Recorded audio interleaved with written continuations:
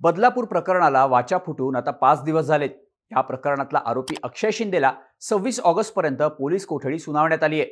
अक्षयला फाशीची शिक्षा देण्याची मागणी सगळीकडूनच जोर धरत असल्यामुळे राज्य सरकार आणि पोलीस प्रशासन आता ॲक्शन मोडवर आलंय। या प्रकरणाची चौकशी करण्यासाठी राज्य सरकारनं स्थापन केलेल्या समितीकडून आरोपी अक्षय सोबतच संबंधित शाळेतल्या स्टाफचीही चौकशी केली जाते।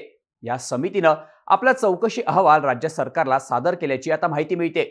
या अहवालातून मोठे खुलासे होत आहेत। शाळा प्रशासनाच्या गलथान कारभारावर या अहवालात ताशेरे ओढण्यात आलेत।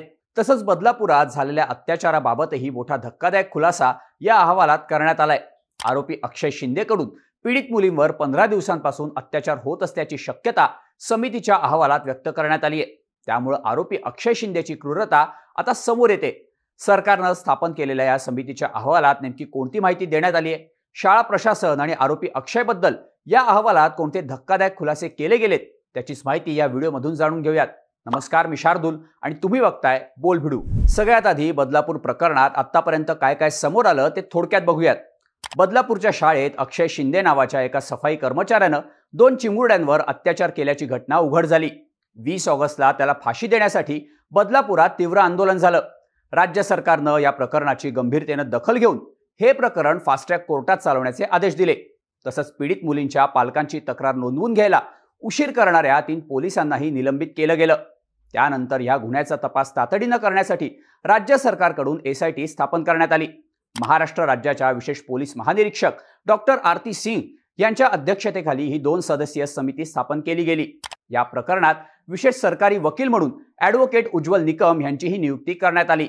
24 वर्षीय आरोपी अक्षय शिंदेकडे शाळेतली सफाई करण्यासोबतच लहान मुलांना वॉशरूमला घेऊन जायचं कामही देण्यात आल्याची माहिती देण्यात आली। त्याचाच फायदा घेऊन त्या नराधमानं हे घाणेरडं कृत्य केल्याचंही सांगितलं गेलं।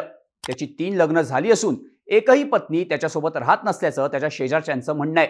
पण त्याच्या 3 लग्नांची बातमी खोटी असल्याचं त्याच्या घरच्यांचं म्हणणं आहे। तसंच अक्षयकडे फक्त शाळेचं वॉशरूम स्वच्छ करण्याचं काम होतं, इतर कोणतंही काम तो करत नव्हता। तो गतिमंद असून त्याला औषधं आणि गोळ्या सुरू होत्या असा दावाही त्याच्या घरच्यांनी केला। संतापजनक गोष्ट म्हणजे शाळेच्या मुख्याध्यापिकेनं हे प्रकरण दाबण्याचा प्रयत्न केला। पालकांनी पीडित मुलींची वैद्यकीय चाचणी केल्यानंतर त्यांच्या प्रायव्हेट पार्टला इजा झाली असून त्यांच्यावर अत्याचार झाल्याचं समोर आलं। हा रिपोर्ट घेऊन पीडित मुलीचे पालक मुख्याध्यापिकेकडे गेल्यानंतर त्यांनी हा रिपोर्ट कसा खोटा आहे हे ठरवण्याचा प्रयत्न केल्याचं सांगितलं गेलं। सायकल चालवल्यामुळे त्यांना जखमा झाल्या असाव्यात असा संतापजनक दावा मुख्याध्यापिकेनं केला। काही माध्यमांच्या बातम्यांनुसार हे प्रकरण बाहेर येऊ नये यासाठी महिला पोलिसांनी शाळा व्यवस्थापनासोबत गुप्त बैठक घेतल्याचा आरोपही पीडितेच्या पालकांनी केलाय। एकीकडे या सगळ्या गोष्टी समोर येत असतानाच राज्य सरकारनं स्थापन केलेल्या 2 सदस्यीय SITनं या प्रकरणाचा तपास केला। SITनं शाळेचे 10 शिक्षक, 5 सफाई कर्मचारी आणि 2 क्लर्क यांच्यासह एकूण 17 जणांचे जबाब नोंदवले। या जबाबातून शाळेतील 3 जणांचा निष्काळजीपणा समोर येत असल्याची माहिती सूत्रांनी दिली आहे। यामध्ये शाळेच्या मुख्याध्यापिका आणि 2 ट्रस्टींची नावं असल्याचं सांगितलं जातंय। सूत्रांनी दिलेल्या माहितीनुसार ही घटना सगळ्यात आधी शाळेतल्या क्लर्कला समजली। त्यांनी याबाबत मुख्याध्यापिकेला माहिती दिली, पण तरीही मुख्याध्यापिका आणि शाळा प्रशासनाकडून पोलिसांना या घटनेची माहिती देण्यात आली नाही असं सूत्रांनी सांगितलंय। तसंच पीडित मुलीच्या आईची तक्रार घेत असताना पोलिसांनी FIR मध्ये स्वतःच्या सोयीनुसार शब्दरचना केली। 2 चिमुकल्यांचे स्वतंत्र FIR न करता एकाच तक्रारदाराच्या नावावर 2 मुलींच्या FIRची तक्रार सुरुवातीला नोंदवण्यात आल्याचीही माहिती मिळते। पण आता पोलिसांनी 2 स्वतंत्र FIR नोंदवल्याचं सांगण्यात येतंय।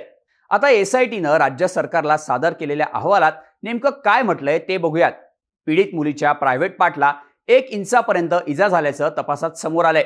त्यामुळे आरोपी अक्षय शिंदेनं फक्त 1-2 दिवस नाही तर तब्बल 15 दिवस त्यांच्यावर अत्याचार केल्याची शक्यता अहवालात वर्तवण्यात आली आहे।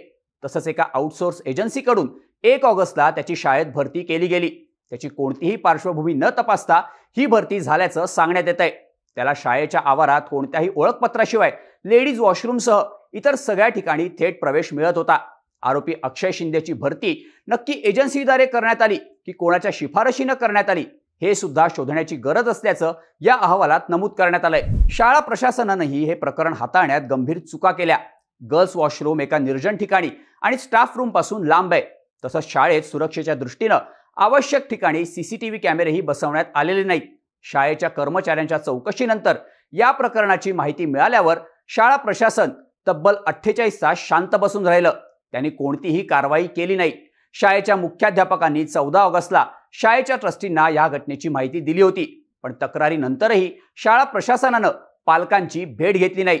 पीडित मुलींवर उपचार करण्यासाठी हॉस्पिटलनंही 12 तास लावल्याचं या अहवालात सांगण्यात आलंय. हे सगळं प्रकरण हाताळण्यात आलेल्या अपयशाबद्दल अधिक माहिती मिळवण्यासाठी राज्य बाल हक्क आयोगाकडून प्रश्नांचा संच शाळा प्रशासनाला पाठवला गेलाय. येत्या 7 दिवसात या प्रश्नांची उत्तरं मागवल्याचीही माहिती मिळते. मुंबई उच्च न्यायालयात या प्रकरणी 22 ऑगस्टला सुनावणी पार पडली. न्यायमूर्ती रेवती डेरे आणि न्यायमूर्ती पृथ्वीराज चव्हाण यांच्या खंडपीठासमोर झालेल्या सुनावणीत न्यायालयानं राज्य सरकारला फटकारलं. या प्रकरणात पीडितेच्या पालकांनी तक्रार केली असतानाही शाळा प्रशासनानं पोलिसात तक्रार का दाखल केली नाही? पोलिसांकडूनही शाळा प्रशासनावर कारवाई का केली गेली नाही, असा सवाल न्यायालयानं विचारला. त्यामुळे पॉक्सो कायद्यातल्या कलम 19च्या उल्लंघनासाठी शाळा प्रशासनाविरोधात गुन्हा दाखल करण्याचे आदेश मुंबई उच्च न्यायालयाकडून देण्यात आले होते. त्यानुसार पॉक्सो कायद्याच्या कलम 21 अंतर्गत शाळेच्या अधिकाऱ्यांविरोधात SIT कडून गुन्हा दाखल करण्यात आलाय. पोलिसांनी हे प्रकरण गांभीर्यानं का घेतलं नाही, असा सवालही न्यायालयाकडून राज्याचे महाधिवक्ते बिरेंद्र सराफ यांना विचारण्यात आला. पोलिसांनी दुसऱ्या मुलीच्या पालकांचा जबाब तातडीनं का नोंदवला नाही? न्यायालयानं दखल घेतल्यानंतर मध्यरात्री जबाब का नोंदवण्यात आला? एखाद्या प्रकरणात लोक रस्त्यावर उतरल्याशिवाय पोलीस त्याची दखल गांभीर्यानं घेणार नाहीत का, असा सवालही न्यायालयानं सरकारला केला. तसंच तुम्ही हे प्रकरण कोणत्याही प्रकारे दडपण्याचा प्रयत्न केला तर न्यायालय कठोर कारवाई करायला मागेपुढे बघणार नाही, असा इशाराही न्यायालयानं राज्य सरकार आणि पोलिसांना दिलाय. या प्रकरणाची पुढची सुनावणी मंगळवारी 27 ऑगस्टला उच्च न्यायालयात पार पडणार आहे. न्यायालयाकडून तपासाची केस डायरी आणि FIRची कॉपीही मागवण्यात आली आहे. दरम्यान आरोपी अक्षय शिंदेला 26 ऑगस्टपर्यंत पोलीस कोठडी सुनावण्यात आली असून त्याला 26 ऑगस्टला पुन्हा एकदा कल्याण कोर्टात हजर केलं जाणार आहे. पण बदलापूर प्रकरणातला SITचा अहवाल हा चीड आणणारा असल्याचं म्हटलं जात आहे. त्यामुळे आता आरोपी अक्षय शिंदे आणि शाळा प्रशासनावर नक्की कोणती कारवाई होणार याकडे सगळ्यांचं लक्ष लागलंय. या संपूर्ण प्रकरणाबद्दल तुम्हाला काय वाटतं? याबाबतची तुमची मतं आम्हाला कमेंट करून नक्की सांगा आणि अशाच माहितीपूर्ण व्हिडिओसाठी बोल भिडूच्या YouTube चॅनलला सबस्क्राईब करायला विसरू नका.